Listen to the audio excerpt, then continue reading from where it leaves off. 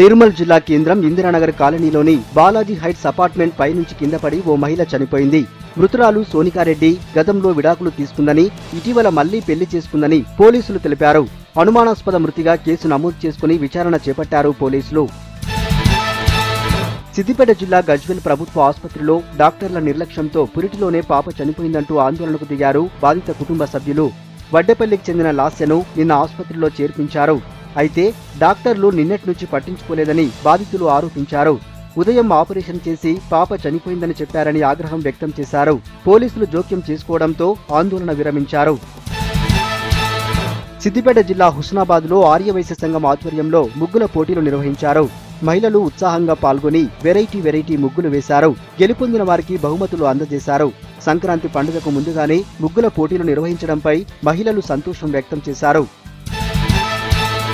ఖమ్మం జిల్లాలో 3 విడతల్లో గ్రామ పంచాయతీ ఎన్నికలు నిర్వహిస్తామన్నారు జిల్లా కలెక్టర్ కర్ణన్. మొదటి విడతలో 188 గ్రామ పంచాయతీలు, రెండో విడతలో 204, మూడో విడతలో 192 గ్రామ పంచాయతీలకు ఎన్నికలు నిర్వహిస్తున్నారు. ఎన్నికకు సంబంధించిన ఏర్పాట్లు చేస్తున్నట్లు తెలిపారు.